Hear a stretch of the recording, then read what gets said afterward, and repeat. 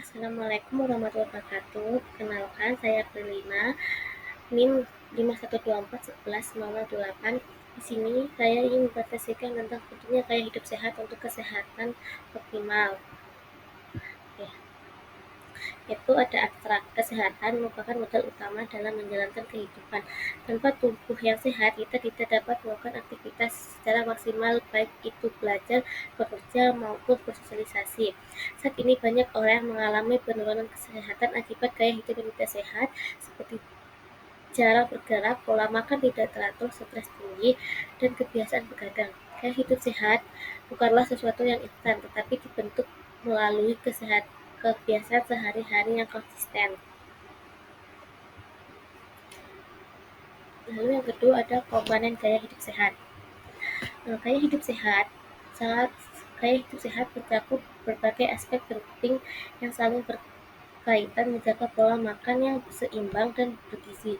Sangat penting untuk memberi energi nutrisi yang dibutuhkan tubuh. Selain itu, olahraga teratur membantu menjaga berat badan teratur dan fungsi organ tubuh. Istirahat yang cukup membantu pemulihan tubuh. Sedangkan manajemen stres sangat penting untuk kesehatan mental. Semua aspek ini harus berjalan seimbang agar kita bisa meraih kesehatan yang optimal. Lalu yang paling ada dampak gaya hidup tidak sehat, yaitu gaya hidup tidak sehat bisa membawa dampak serius bagi tubuh dalam jangka panjang. Makanan yang tidak sehat, minimnya aktivitas fisik, dan kebiasaan buruk seperti merokok dan begadang dapat memicu berbagai penyakit kronis.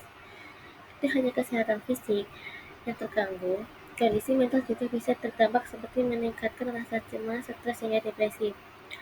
Ada contoh dampaknya, yaitu yang pertama fisik, obesitas, diabetes, hipertensi, penyakit jantung. Yang kedua ada mental, yaitu gangguan tidur, stres berkepanjangan, mood yang tidak stabil. Yang ketiga ada produktivitas, mudah lelah, sulit berkonsentrasi, dan kinerja menurun. Lalu berikutnya ada tips menerapkan gaya hidup sehat, yaitu menerapkan gaya hidup sehat tidak harus dimulai dengan hal yang sulit. Langkah-langkah kecil yang konsisten jauh lebih efektif daripada perubahan besar yang hanya sesaat. Misalnya mulai hari dengan minum air putih, memilih makanan rumahan dibandingkan fast food, atau memilih berjalan kaki ke tempat terdekat daripada menggunakan sepeda motor.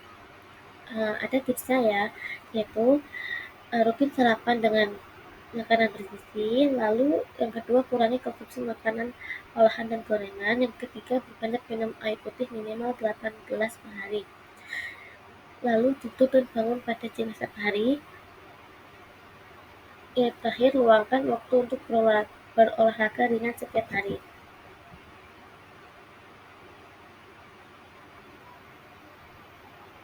Lalu ada studi kasus singkat, yaitu misalnya seorang pemuda bernama Andi, berusia 25 tahun, memiliki gaya hidup yang sangat buruk, makan tidak teratur, tidur larut malam, dan jarang olahraga. Setelah merasa mudah lelah, mengalami kenaikan berat badan, Andi memutuskan untuk mengubah gaya hidupnya.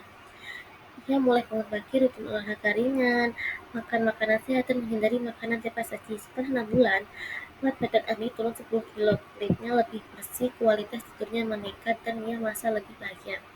Faktanya, yaitu perubahan tidak harus drastis, tapi harus konsisten, dan gaya hidup sehat bisa mengubah kualitas hidup secara menyeluruh.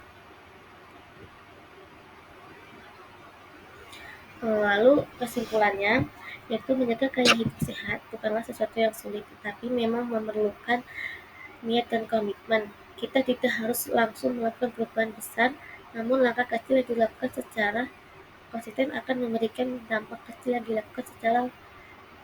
dilakukan secara jangka panjang. Gaya hidup sehat bukan hanya tentang fisik, tetapi juga olahraga rutin, tidur cukup, serta mengolah stres. Kita bisa meningkatkan kualitas hidup secara keseluruhan. Penting untuk disadari bahwa menjaga lebih baik daripada mengobati. Banyak penyakit kronis yang dapat dicegah hanya dengan menerapkan gaya hidup sehat sebagai bagian dari rutinitas harian.